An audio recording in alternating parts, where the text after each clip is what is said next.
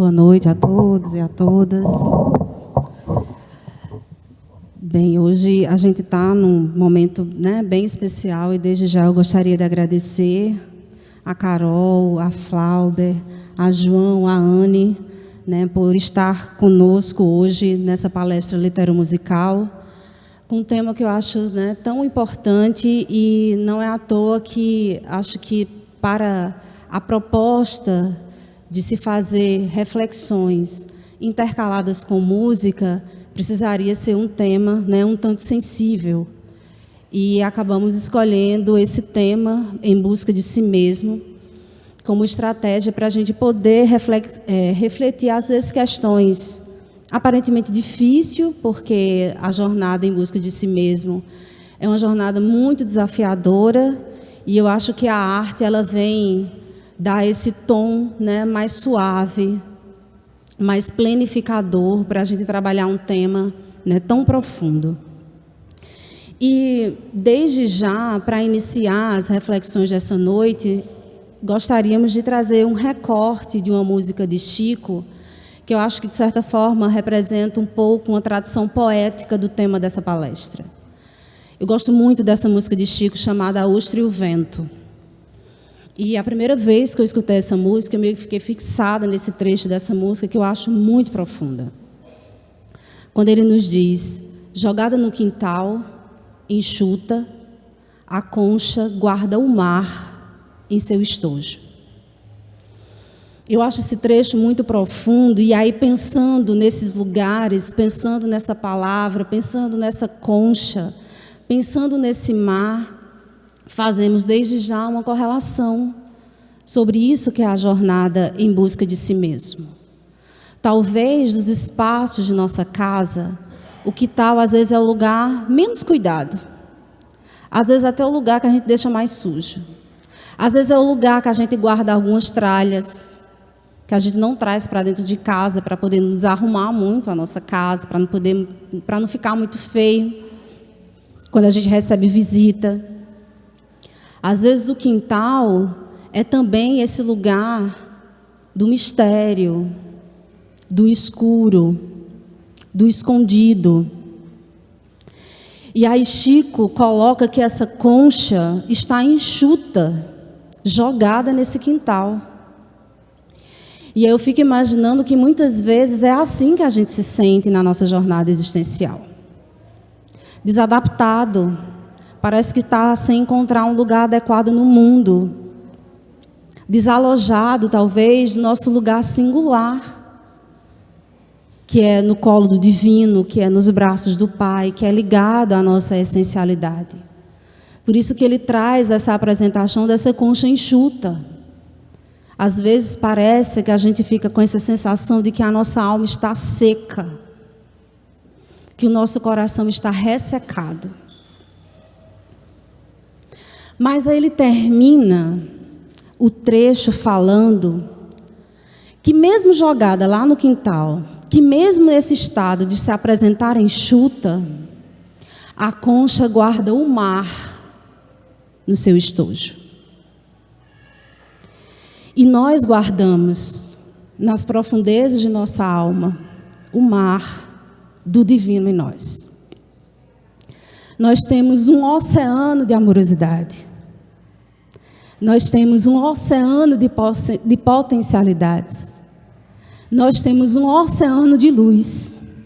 E muitas vezes o nosso imenso trabalho, nossa trajetória evolutiva é só descobrir esse oceano infinito que habita nas profundezas do nosso ser.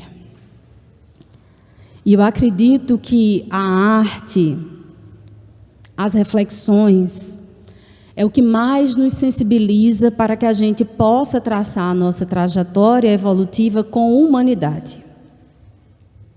Estávamos agora há pouco no grupo de estudo discutindo uma reflexão muito oportuna que Joana nos traz no capítulo 6 do livro Em Busca da Verdade, em que ela disse que às vezes a gente idealiza o mito do super-herói, cria fantasias que só traz complexos, que só traz conflitos íntimos para as nossas existências, e esquece de olhar o humano que nos habita. Não há como alcançar a angelitude sem atravessar a experiência do humano. E essa jornada de buscar atravessar a experiência do humano, para só daqui depois, a milhares e talvez milhares e milhares de reencarnação, a gente chegar ao divino, o mais pleno possível. Mas a gente não pode, pular a etapa, a gente precisa respeitar os nossos processos. E aí nós fomos para o capítulo 25 do Evangelho segundo o Espiritismo, porque, na realidade, a provocação também do tema dessa palestra foi feita por Toninho, lá da Fraternidade Espírita Caminho da Luz, que ele diz: Rafa, a gente vai discutir esse capítulo 25, mas dentro desse capítulo 25, acho que seria importante a gente discutir o tema em busca de si mesmo. E aí nós fomos novamente revisitar o capítulo 25 e nós observamos, que Kardec traz uma amplitude para analisar essa passagem do Evangelho que eu gostaria de ler para vocês. Está lá em Mateus, no capítulo 7, nos versículos de 7 a 11, quando Jesus assim nos apresenta: Pedi e se vos dará, buscai e acharei, batei à porta e vos abrirá. Porquanto quem pede recebe, e quem procura acha, e aquele que bate à porta abre-se-á. Qual homem dentre vós que dá uma pedra ao filho que lhe pede pão? Ou, se pedir um peixe, dar-lhe-á uma serpente?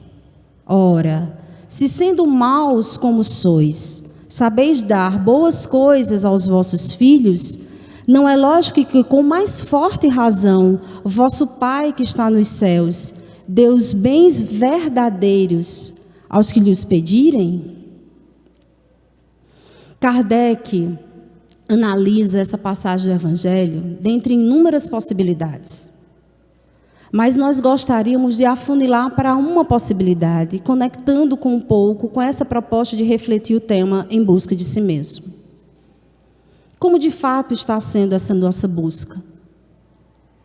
Como de fato está sendo o pedido de entendimento frente a essa nossa busca? Será que nós estamos angariando todos os esforços possíveis para empreender essa busca? Essa talvez seja a provocação que a gente pode observar nessa passagem do Evangelho. E aí Kardec vai fazer inúmeras observações. Ele faz uma análise contrapondo a lei do trabalho. Ele traz outra reflexão importante a respeito da importância de nós acreditarmos na providência divina. Termos confiança em Deus diante dos desafios. Mas aí eu gostaria de trazer um recorte específico que a gente poderia problematizar essa passagem do Evangelho, que é esse recorte que ele traz num dos itens no capítulo 25, ao nos dizer: do ponto de vista moral, essas palavras de Jesus significam pedir à luz que vos clareie o caminho e ela vos será dada. Pedi forças para resistir ao mal e as tereis. Pedir a assistência dos bons espíritos e eles virão acompanhar-vos. E como o anjo de Tobias vos guiarão. Pedi bons conselhos e eles não vos serão jamais recusados. Batei à nossa porta e ela se vos abrirá. Mas pedi sinceramente, com fé, confiança e fervor. Apresentai-vos com humildade e não com arrogância, sem que o que sereis abandonado às vossas próprias forças e as quedas que derdes serão o castigo do vosso orgulho. Essa, de fato, é o verdadeiro propósito de busca que deveria alimentar as nossas almas. E se o nosso propósito de querer buscar a si mesmo for pautado na honestidade, na legitimidade, o caminho nos será apresentado.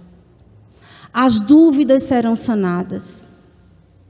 As resistências serão alimentadas em nossa alma.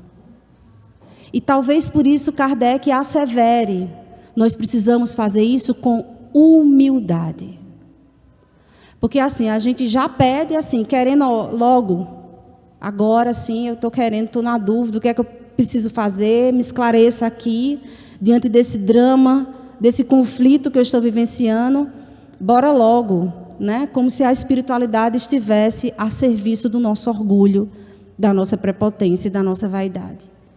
Então, o exercício de humildade para abrir os nossos espíritos, nos colocando disponíveis para receber do alto as melhores intuições, para que a gente possa atravessar essa jornada desafiadora que é conhecer a si mesmo, com mais segurança, com mais acolhimento, com mais equilíbrio espiritual, para ter que lidar com as dificuldades que fatalmente a gente vai atravessar em nossa trajetória. E eu vou voltar para esse tema, que uma das coisas que me chamou a atenção, logo no finalzinho aí dessa passagem, quando Jesus nos apresenta: vosso Pai que está nos céus, dê os bens verdadeiros ao que lhe pedirem. Será que quando a gente está, né, na nossa oração, pedindo uma orientação, né, a gente está querendo a orientação verdadeira? A gente está querendo receber aquela dica da espiritualidade? A gente está aberto a acolher a orientação e a segui-la? Porque o que o nosso Pai nos apresentará são bens verdadeiros. Não é o que a gente pedir. É o que é necessário para os nossos espíritos. Então, estando atenta a essa passagem, a gente vai dizer: opa, peraí, eu preciso primeiro organizar aqui como é que vai ser o meu pedido, como eu vou bater a essa porta, como eu vou procurar. E um outro esclarecimento que Kardec nos traz, nesse capítulo 25, é o dizer que essa máxima, buscais e achareis, ela pode ser traduzida numa outra expressão muito conhecida, que é: ajuda-te e o céu te ajudará. Então, primeiro, os nossos espíritos precisam estar disponíveis. Não há ajuda para uma alma resistente. Não há ajuda para uma alma que está fechada. Porque Deus é elegante. Ele não vai violentar os nossos espíritos. Ele vai fazer convites. Muito discreto às vezes, sutis. E justamente por isso profundos. Então nós precisamos exercitar a nossa humildade na hora que a gente vai, de fato, se ajoelhar na rogativa simbólica de pedir esclarecimento, para que essa desafiadora jornada do conhecer a si mesmo possa se dar de maneira um tanto mais segura. E eu gostaria de trazer essa advertência que Joana de Ângeles nos traz no livro Psicologia da Gratidão, porque Joana sabe que esse processo não é fácil para nós. E por saber que esse processo não é fácil, é como se ela já vai dando assim, alguns esclarecimentos para a gente se preparando, né? Porque a gente precisa, né, preparar como vai ser as nossas bagagens espirituais para a gente poder atravessar essa jornada. E olha que fala interessante essa que Joana nos traz. Todos aqueles que são portadores de sombra, e todos os são. Então, assim, não adianta fugir, tá? Ela está dizendo aqui que todos nós somos. Então, ela já dá real para que a gente, sim, sente na cadeira, bem humildezinho, e possa, de fato, olhar para si com honestidade. Porque ela coloca todos aqueles que são portadores de sombra, e todos os são. Aí ela já dá aquele reforço para que a gente caia na real. Em vez de a compreenderem na condição de processo de crescimento, experimentam uma certa forma de vergonha, de constrangimento e procuram disfarçá-la. Tal comportamento dá lugar a uma sociedade hipócrita, artificial, incapaz de procedimentos maduros e significativos que a todos beneficiem. Eu vou dar uma paradinha aí. O primeiro esclarecimento que Joana está nos dizendo é que compreender a nossa sombra como processo de crescimento é fundamental para o autodescobrimento e para a transformação moral. Quem teve a oportunidade e não teve a oportunidade de assistir à palestra de Denise da última quarta-feira, vale muito a pena. O de Denise traz justamente essa problematização a respeito dessa reflexão que a gente precisa ter, né, a respeito de nós mesmos. Então, quem não assistiu, já vou dando a dica, procure lá no YouTube, que vale muito a pena rever. Para quem já viu, rever. Para quem não viu, procurar essa palestra de Denise da última quarta. Porque a gente precisa compreender que as nossas imperfeições, elas vão nos ajudar a entender o nosso processo de crescimento. Porque negar a nossa sombra só vai fazer a gente crescer em quê? Em aparência. E não espiritualmente. A gente vai crescer em aparência e cada um vai disfarçando como pode as suas imperfeições. Comumente, por ter muita dificuldade de olhá-las com acolhimento, a gente acaba o quê? Jogando a responsabilidade nas costas dos outros. Então, o problema são os outros, o inferno são os outros, e os outros é quem atrapalham, né, a minha vida. Isso fala muito dessa dificuldade que a gente tem em compreender-nos como seres ainda imperfeitos. Gente, basta a gente utilizar a lógica assim, muito simples, né? Estamos encarnados no mundo de provas e expiações, que se caracteriza fundamentalmente ainda pelo domínio do mal. Então, isso quer dizer que, logicamente, nós somos a caracterização desses mundos. Porque o mundo não é de provas e expiações, está porque caracteriza majoritariamente o que a coletividade dos encarnados e desencarnados se apresenta. Então, se o mundo de provas e expiações é caracterizado ainda como o domínio do mal, é porque esse mal ainda domina as nossas almas. Essa sombra pesada ainda faz parte da Constituição, ainda, mas não sempre. Ela ainda faz parte da constituição do nosso ser. Então, se a gente primeiro assume que temos sombra, e depois, quando a gente começa a analisar a nossa sombra num processo de crescimento, aí a gente ganha, aí a gente aprende, aí a gente evolui. Agora, mesmo que seja natural esse constrangimento, por que é? Não vem dizer que olhar para si, se achar uma pessoa arrogante, invejosa, egoísta, vaidosa, egocêntrica, é assim, a gente vai dizer isso com um riso de canto de orelha. Só se for alguém que tem algum transtorno psiquiátrico. Normalmente, nos é constrangedor vivenciar isso. Por isso que é tão desafiador se autoconhecer.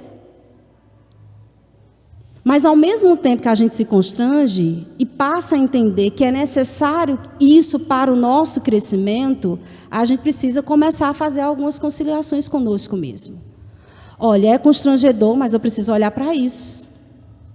Eu preciso me comunicar com isso. Eu preciso conversar com a minha sombra, refletir a minha sombra, porque também este processo que nos ajudará a nossa transformação moral. Se a gente não faz, se a gente esconde, se a gente vive de uma vida de maneira hipócrita, a gente só está aumentando essa sombra. Porque assim, é como se a nossa alma quisesse sinalizar, olha, fulaninha, está vendo aquela experiência que você passou, aquela encrenca, aquele conflito que você vivenciou? Você está vivenciando isso porque você precisa aprender alguma coisa. Aí a gente diz assim, não, mas eu não quero ver. O que é que faz o conteúdo? Volta para recalcar novamente no inconsciente. Mas lá na frente a vida vai trazer o problema do mesmo jeito, porque a gente se recusou a olhar para ele. A gente se recusou a olhar para aquele conteúdo que ainda é imperfeito em nossa alma. E quanto mais tempo a gente se recusar a olhar, mais a gente vive uma vida adoecida. Porque a gente vive uma vida que não consegue construir uma reconciliação consigo mesmo. E Joana ainda coloca, o ser mais hábil no disfarce é sempre o mais homenageado e querido, produzindo-lhe maior soma de conflitos, porque se vê obrigado a continuar a parecer aquilo que realmente não é. Que a gente também estava discutindo hoje no grupo de estudos. Né? Às vezes a gente cria expectativas a respeito das pessoas e a gente estava problematizando. Né? A gente adora idolatrar certos palestrantes espíritas que são bons. incorrendo nos mesmos equívocos, colocando às vezes as figuras como super-heróis, sabe? E aí quando uma pessoa causa um pequeno deslizezinho, porque é humano ainda, a gente detona essa pessoa. É porque aquela pessoa, assim, não é o que se mostrava, ou aquela pessoa simplesmente é algo que a gente idealizou. Pode estar a quilômetros de distância em relação ao nosso próprio processo evolutivo, mas ainda tem imperfeições. Então, olha como a gente adoece as relações, porque se a pessoa erra um tiquinho, a gente já desconstrói. E tudo de bom que aquela pessoa já fez, a história que aquela pessoa já construiu, o trabalho que a pessoa teve para poder chegar onde chegou, a gente desconsidera. E da mesma forma, se a gente assume uma postura artificial a respeito de si, a gente vai ficar muito constrangido. De dizer, olha, tu que achava, né, que eu era caridoso, eu não sou bem assim, não. Então, a gente complica o nosso processo evolutivo e complica o processo evolutivo do outro. Por quê? Porque a gente não humaniza as relações. A gente coloca estereótipos, a gente cria expectativas a respeito daquelas pessoas e fatalmente chegará a hora que essas expectativas vão ser frustradas em nome de Jesus, para a gente cair na real e ver que aquela pessoa é humano e que também nós somos humanos. Então, quando a gente vai se flexibilizando para poder aceitar as nossas imperfeições, é nesse momento que a gente trabalha o nosso processo de libertação. Porque aí sim a gente vai começar a construir uma trajetória evolutiva mais pautada na honestidade para conosco e para com os outros. E aí eu gostaria de trazer, junto com o pessoal de Face, que graças a Deus eu não consigo cantar, mas tem, né, essa potencialidade para nos ofertar, essa música Caçador de Mim, porque eu acredito que ela é muito uma representação dessa nossa jornada evolutiva. Nós precisamos criar conciliação com a nossa luz e com a nossa sombra, com o nosso anjo interior ainda meio capenga, mas com o demônio que às vezes a gente quer sufocar e negligenciar. Nós precisamos trabalhar uma reconciliação para que de fato a gente possa ir em busca de si mesmo. Deus, me ajuda a executar as leis que Jesus deixou. Me ajuda a praticar tudo o que o Cristo ensinou. Eu quero ser instrumento do teu amor, acalento e amar como Ele me amou. A minha vida eu te dou, faz de mim um ser de luz. Guia todos os meus passos, meu Deus, por favor, conduz. Com as quedas vou crescer e sei que vou florescer junto ao meu Mestre Jesus. És a grande divindade que traz para mim tanto bem. Obrigada, meu Senhor, por me amar sem porém. Fica comigo, afinal, me livra de todo mal e que assim seja. Amém.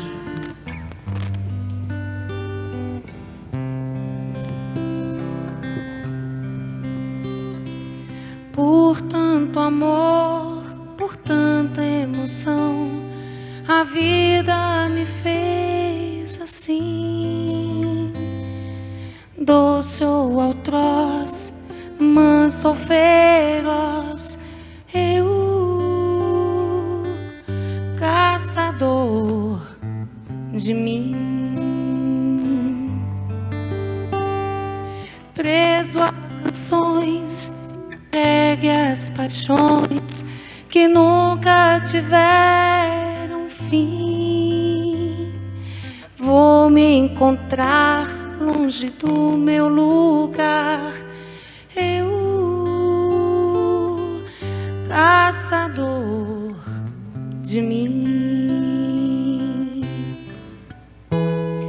Nada a fazer senão o correr da luta.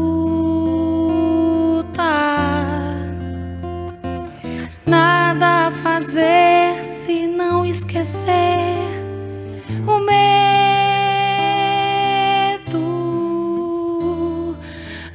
abrir o peito à força numa procura,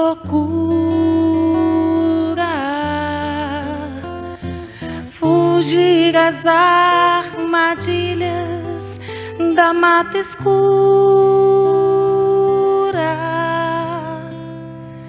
Longe se vai sonhando demais, mas onde se chega assim? Vou descobrir o que me faz sentir. Eu, caçador de mim. Eu, caçador de mim. Eu, caçador de mim.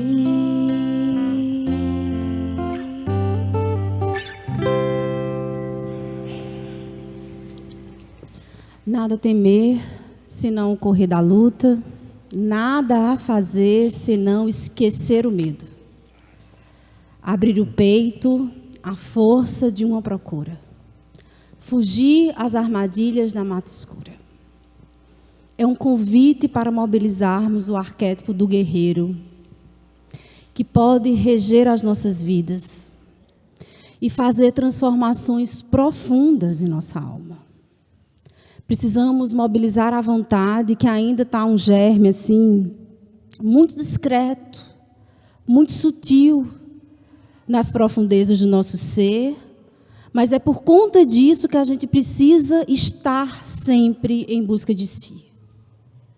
O convite que nos é feito é justamente para que a gente possa aprofundar o conhecimento, não nos cansarmos de fazer reflexões a respeito das nossas vidas, do que pensamos, do que fazemos, do que sentimos, prescrutarmos a nossa consciência, porque nesse exercício, gradativamente, vamos fazendo descobertas muito oportunas para as nossas existências. E olha essa questão que Kardec nos traz. No Livro dos Espíritos, eu já trabalhei essa questão em várias palestras. Hoje, mais uma vez, eu trago um novo recorte dessa questão 919A. E eu trouxe esse trecho que está lá no comentário de Santo Agostinho, porque é ele que responde essa questão 919A no Livro dos Espíritos. Quando Kardec faz a pergunta: qual o meio prático mais eficaz que tem um homem de se melhorar nessa vida e de resistir à atração do mal? A espiritualidade responde: um sábio da antiguidade Volo disse: conhece-te a ti mesmo. Então, o conhecimento de si é esse instrumento que nos ajudará a nos melhorarmos e resistir à atração do mal. Mas Kardec, sabendo que isso ia ficar muito complicado para a gente entender, aí ele nos dá uma ajudinha, né? Porque ele traz novamente essa questão 919A, muito como estratégia da espiritualidade, aprofundar um tanto mais os esclarecimentos do que a gente pode fazer para poder se autoconhecer. Então, vale a pena a leitura da questão completa. Eu problematizei um pouco essa questão numa palestra anterior, acho que foi minha palestra de junho, se eu não me engano, o cisco e a trave do olho, em que a gente trouxe um outro recorte refletindo essa questão 919A dessa resposta de Santo Agostinho. Então, quem não assistiu, já deixo aqui a dica para dar uma olhada nessa outra palestra, o cisco e a trave no olho. E olha a dica que Santo Agostinho nos dá a respeito disso. Dirigi, pois, a vós mesmos perguntas, interrogai-vos sobre o que tendes feito e com que objetivo procedeste em tal ou tal circunstância, sobre se fizeste alguma coisa que, feita por outrem, censurarias, sobre se obrastes alguma ação que não ousarias confessar. Diga se isso não é para escrutar a própria sombra. O que é que a gente não tem coragem nem de colocar numa confissão? Às vezes é aquilo que há de mais vergonhoso, que a gente tem vergonha de reconhecer até para si mesmo. Até para si mesmo. Eu percebo muito na experiência clínica isso. Olha só, a gente está num ambiente terapêutico propício para isso. O paciente sabe do sigilo que nada vai sair daquela sala.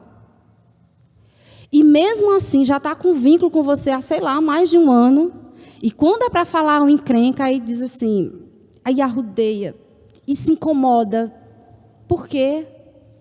Porque é difícil. Mas, como diz Jung, se a gente não atravessar o inferno de nossas paixões, a gente não progride. Precisamos ter coragem para poder fazer essa travessia. E essa travessia, o Santo Agostinho já nos apresenta. A gente precisa sempre estar autorrefletindo a nossa vida. Por que fulaninho está me imobilizando tanto? Por que esse sentimento está... E aí você começa a conversar com o seu sentimento. Assim, por que essa raiva está aparecendo aqui? Por que esse assunto assim fez meu coração palpitar? E você vai conversar com o seu coração. A gente pode pensar que isso é conversa de gente doida, mas não é não, é conversa de gente sã. Porque esse é um exercício muito oportuno para as nossas almas. E aí Kardec, no final da mensagem do Santo Agostinho, nessa questão 919A, ele traz essa observação, dizendo: muitas faltas que cometemos nos passam despercebidas. Se efetivamente, seguindo o conselho de Santo Agostinho, interrogássemos mais a miúde a nossa consciência, veríamos quantas vezes falimos sem que o suspeitemos, unicamente por não prescrutarmos a natureza e o móvel dos nossos atos. E esse é um exercício fundamental nessa jornada em busca de si mesmo. Nós precisamos entender o que nos mobiliza, por que a gente constrói essa maneira de pensar, por que esses pensamentos nos tomam, por que esses sentimentos nos tomam, por que com fulaninho eu consigo me comportar dessa forma, com Beltrano eu não consigo, o que é que Beltrano me mobiliza, quais são as características que me impactam. E é nesse processo que a gente vai aprofundando o conhecimento a respeito de si. Olhem essa observação que Joana nos traz no livro Em Busca da Verdade. A partir de agora, eu praticamente vou trazer recorte, tanto do capítulo 3 como do capítulo 6 desse livro Em Busca da Verdade. Esse livro Em Busca da Verdade, se a gente fosse fazer palestra o ano todinho sobre ele, a gente não se cansaria. Eu estou imaginando assim que a gente está no grupo de estudo e fica... É tanto que a gente já furou o programa, porque a gente às vezes não consegue avançar de tão nutritiva que acaba sendo as reflexões. É uma fonte inesgotável. Então, vale muitíssimo a pena a leitura desse livro. Olha essa observação que Joana nos traz no capítulo 3.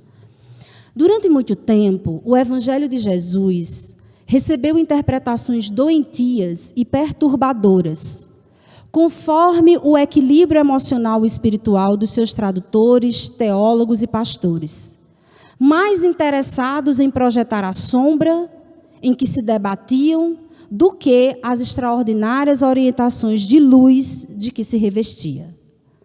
Propondo a humildade, levavam os seguidores a transtornos de condutas graves, estimulando o menosprezo à existência física, a desconsideração por si mesmos, o autodepreciamento, o culto ao masoquismo, disfarçado de santificação como o caminho para a iluminação. Então, a gente forjava uma aparência de que estava evoluindo. Forjava não, gente, a gente ainda forja. Porque a gente ainda hoje interpreta muito mal o Evangelho de Jesus. Ainda hoje a gente utiliza das reflexões para querer forjar uma angelitude que ainda não nos cabe. É como se a gente quisesse sair da barbárie, aí a gente saiu da barbárie, a gente já quer entrar assim, lá nos mundos felizes, sem passar pelo mundo de provas e expiações, sem passar pelo mundo de regeneração. É mais ou menos isso que a gente quer fazer. Quando a gente encontra um sentido de humanidade, a gente vai dizer assim, ó, é aqui nessa dificuldade que eu preciso me trabalhar. É nessa família que eu tenho que eu preciso me desafiar. É nesses relacionamentos que a vida me traz, é nessas provações que a existência me apresenta, que eu vou forjando a minha individuação. E por isso que a gente precisa fazer legítimo, ser legítimo o processo. Nós precisamos humanizar as nossas existências. Aí a gente ficou, né? Porque a gente está desejando uma coisa e aí ficou esses registros ancestrais de muitas experiências religiosas doentias que vivemos em outras experiências, ou que ainda hoje a gente faz isso com a própria doutrina espírita, que é uma doutrina profundamente consoladora, mesmo que nos exija responsabilização, e a gente quer pegar a doutrina espírita para fazer um novo chicote, uma nova flagelação, negando a nossa humanidade. E é esse o convite que Joana nos faz. Não entremos nessa onda. Porque isso só alimenta, muitas das vezes, graves transtornos de conduta, como ela coloca aí. Nós precisamos olhar, de fato, qual é o nosso estado. E mesmo com os constrangimentos iniciais, pronto, é essa obra-prima aqui que eu preciso trabalhar. É essa argila mal formada, ainda sem muita consistência, ainda sem muita beleza. É essa argila que eu preciso aperfeiçoar. E não negar que é uma argila, né? Aí bota assim, um mármore bem artificial, sufocando essa argila, querendo dizer que é um mármore. Não é. Não é uma escultura ainda. E muitas vezes a gente frauda o nosso processo de aperfeiçoamento, né? Querendo colocar uma escultura artificial nessa argila ainda desmorfa. E o que Joana nos convida é, olhe, é essa argila que você precisa amar. Essa aí mal acabada, essa ainda suja, essa ainda imperfeita, é essa argila que você precisa amar. E é esse o convite que ela nos faz.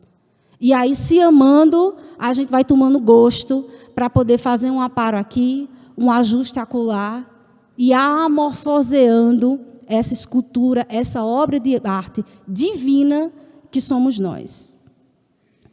Olhem essa complementação da citação que Joana assevera. Como se pode considerar a vida, esse incomparável tesouro, por Deus concedido ao ser humano, como desprezível? Digna de ser desrespeitada nos seus mais nobres significados. Alegria, bem-estar, utilização saudável do sexo, solidariedade e convivência como negativos, impondo o isolamento, a severa abstinência sexual, o silêncio, o sofrimento em nome da boa nova. Joana está nos convidando a olhar o Evangelho de Jesus com coerência.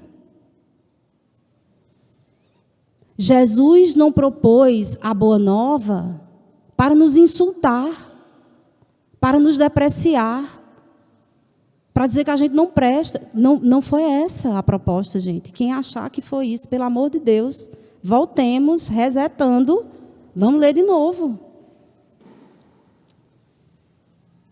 Precisamos ler de novo. E de novo, e de novo. Porque se a gente não apruma a coerência dessa interpretação para as nossas vidas, a gente cria falseamentos muito fáceis de se enganar. E ela nos diz, a conquista do si mesmo há de ser realizada em atitude interior, para superar os impositivos da sombra egoísta e perversa, que seduz e ilude, dando imagens equivocadas da realidade e negando a possibilidade da libertação.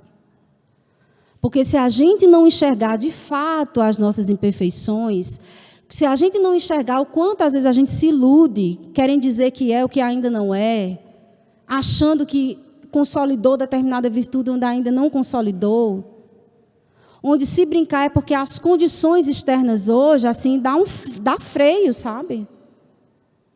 Mas o que a gente precisa se perguntar é se as condições externas não derem freio, será que a gente consegue dar conta do recado? Ter uma família, ter um lar, ter condições materiais confortáveis, ter prato de comida na mesa, ter mãe ou ter pai em casa, ter possibilidade de ter um emprego, são condições externas que dá uma ajuda para a gente não fazer certas coisas. Mas a pergunta que a gente precisa fazer é, e se não tivesse? Daríamos conta? Se não tivéssemos família, tivesse sido abandonado, violentados, negligenciados, daríamos conta? Onde estaríamos? Se não tivesse o esclarecimento do Evangelho de Jesus, da doutrina espírita, será que a gente estaria dando conta?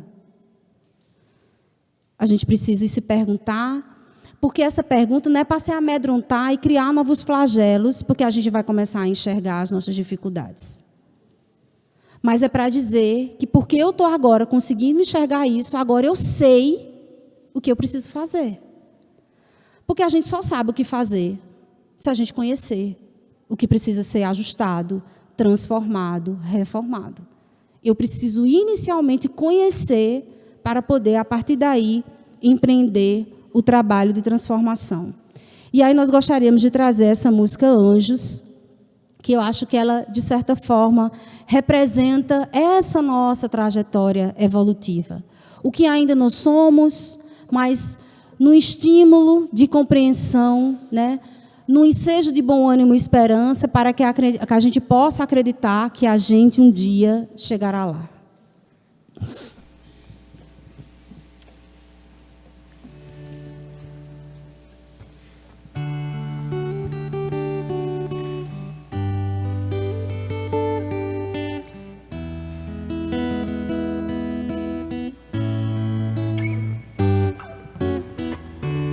Qual de nós não tem nenhum defeito?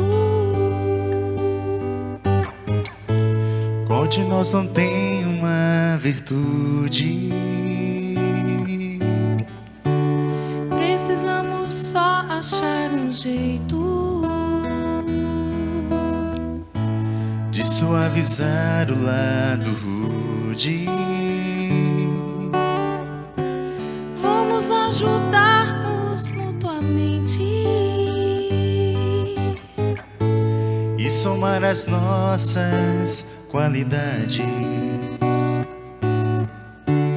pra fazer um mundo diferente e tirar a força da maldade. A felicidade só começa Quando cessam as desigualdades, quando todos compartilham um sonho e não usam mal a liberdade. O mestre falou: sede perfeitos, E nos ensinou esta lição, que somente o amor será eterno. nele estará a nossa salvação. Vamos ficar bonito todo mundo junto? Um dia todos nós seremos anjos. Vamos trabalhar e acreditar que no futuro nós seremos anjos. No planeta onde o amor, unicamente o amor, há de reinar. Mais uma vez.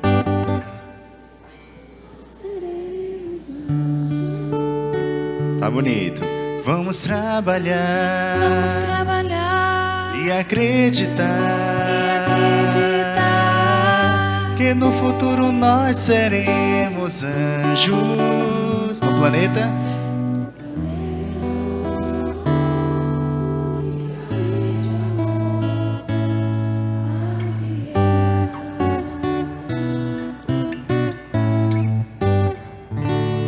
lindo.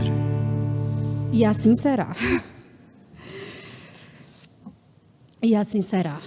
E por isso nós precisamos acreditar. E continuar a acreditar, e acreditar, e acreditar.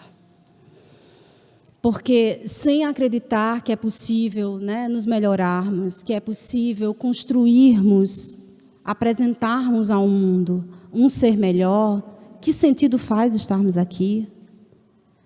Que sentido faz tanto investimento da espiritualidade de Deus em nossas almas? Por isso precisamos acreditar. Olhem essa outra citação que Joana traz no livro. Eu vou precisar dar uma carreira, né? Porque a gente ainda tem 2 outras músicas e eu só tenho 10 minutos aqui para poder terminar.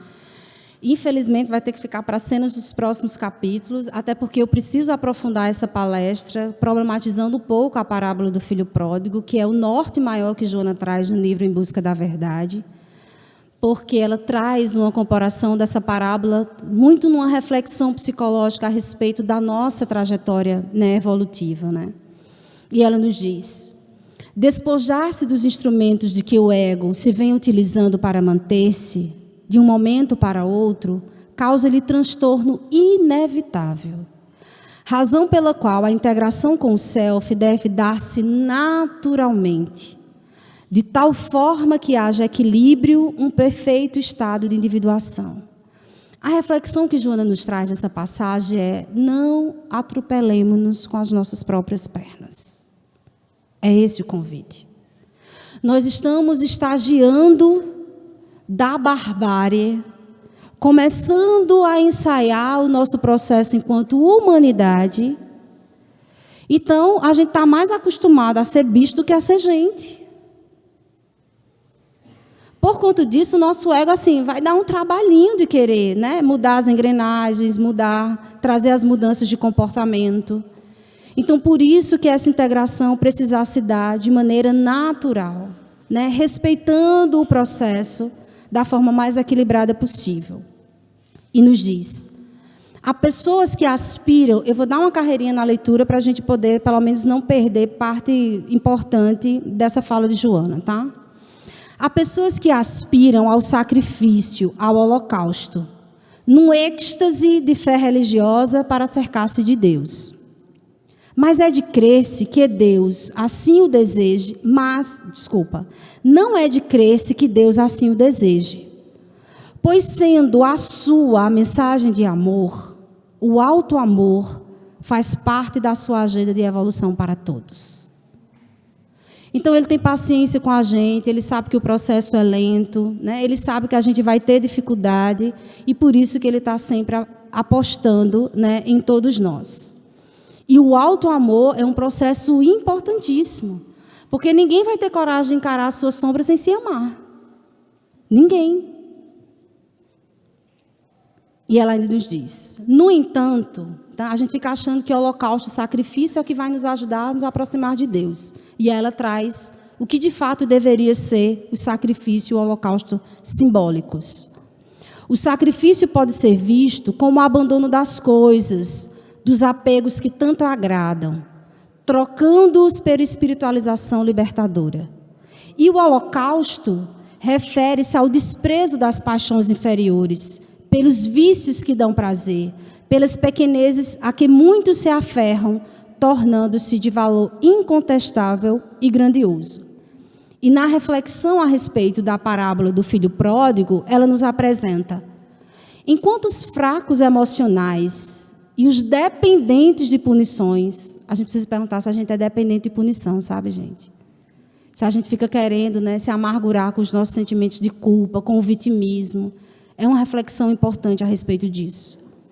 Enquanto os fracos emocionais e os dependentes de punições nela encontram na parábola a baixa autoestima, o remorso, a angústia da volta, o que se constata é a irrestrita confiança no Pai generoso, a certeza da alegria de ser bem recebido, a recuperação moral pelo equívoco vivenciado, a expectativa de recomeço em novas paisagens de afeto e de autorrealização.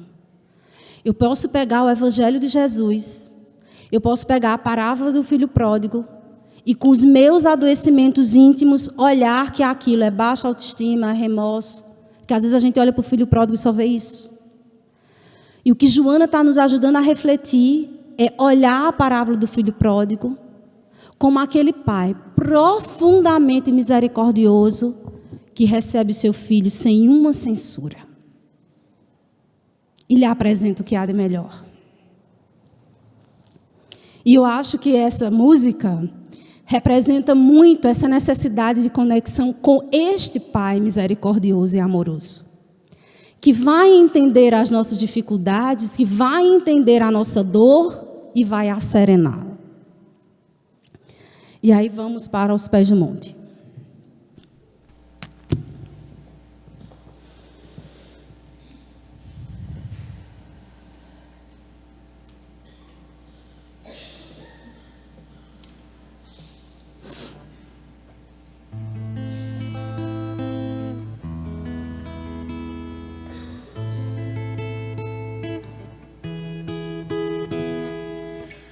Um sentimento me ronda, não sei dizer, tudo é novo pra mim. Meu coração se renova, sinto a esperança invadir o meu ser. Quero ser manso, ser limpo, ser justo e pobre de espírito ser. Tua palavra me sonda, me conta de um reino que espera por mim. Eu te ofereço meu pranto, as dores da alma que quer renascer. Eu ouvi Tua voz, teu falar, me encantou. Quis seguir, caminhar, quis saber pra onde vou. Eis-me aqui, minha dor.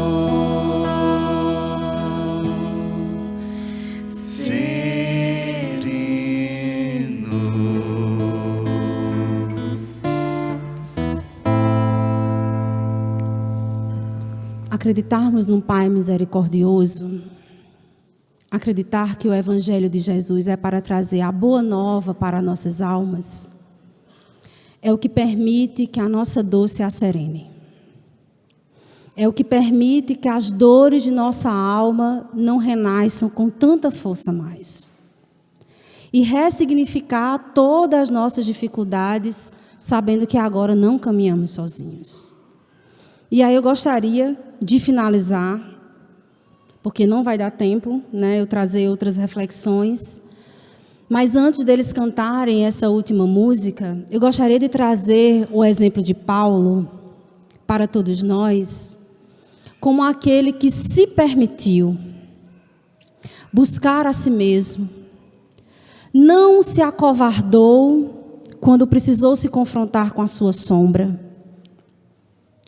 E quando Jesus se apresentou sem o acusar, porque Jesus lhe fez uma pergunta. Jesus não trouxe uma acusação. Jesus perguntou: Paulo, Paulo, por que tu me persegues? Jesus trouxe para ele uma reflexão profunda para a sua alma. E é esse o convite que a espiritualidade sempre nos faz. Não nos condena, mas sempre nos apresenta oportunidades de reflexão profunda para que a nossa trajetória evolutiva se dê. E eu gostaria de destacar a última estrofe dessa música que o grupo vai cantar, que ela representa muito um conselho que o grande amor de Paulo, Abigail, deu. Um convite ao amor, ao trabalho, à esperança e ao perdão. Porque na nossa trajetória evolutiva, nesse processo de buscar a si mesmo, com honestidade, acolhimento e ternura, nós precisamos trabalhar, esperar, perdoar e aprendermos a nos amar para assim amarmos o outro com um tanto mais de legitimidade. Por isso, necessário se faz amar, renovar-se no entendimento. Necessário é trabalhar, ser fiel no pouco e no muito. Necessário é esperar, a esperança é companheira. Necessário é perdoar, o amor mais puro se doa. Vamos à música Vaso Escolhido.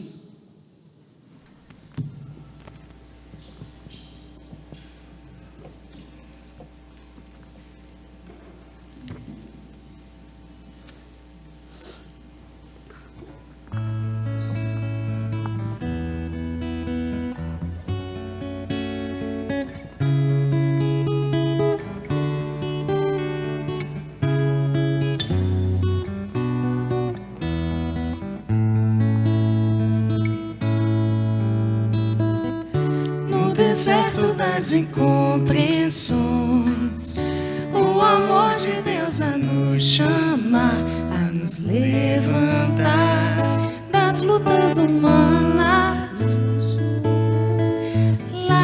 mas de um mundo afã.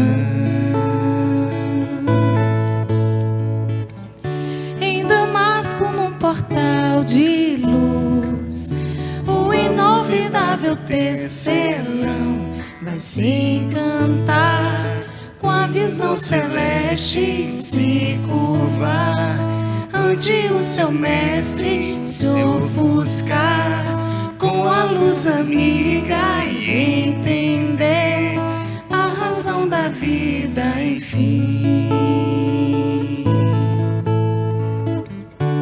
Palavra e harmonia,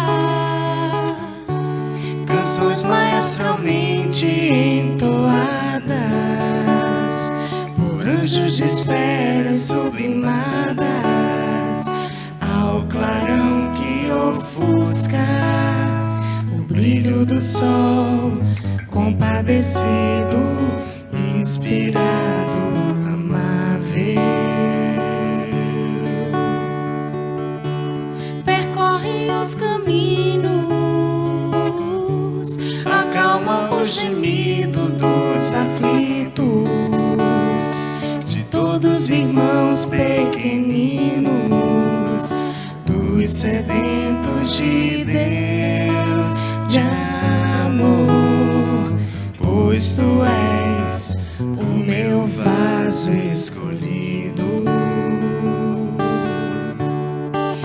necessário se faz amar, renovar-se no entendimento. Necessário é trabalhar, ser fiel no pouco e no muito. Necessário é esperar, a esperança é companheira. Necessário é perdoar, O amor mais puro se doa.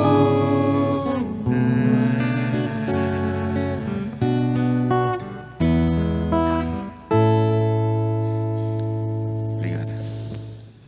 Desde já, pessoal, desculpa o atraso, nós precisamos atrasar mais uns minutinhos, mas eu acho que valeu a pena, né, para termos a oportunidade de escutarmos, acho que músicas tão profundas, né, que falam tão profundo a nossa alma. Eu queria mais uma vez, né, agradecer a Carol, a Flauber, a Anne e a João por essa parceria nessa noite de hoje e ficar sempre esse convite, que o exemplo de Paulo seja para todos nós, esse exemplo de coragem, que não se apequenou com a sua sombra, muito pelo contrário, utilizou-a como potência para se fazer um homem novo. E que Jesus seja para todos nós esse guia seguro que nos mostrará a jornada também mais segura. Muita paz a todos.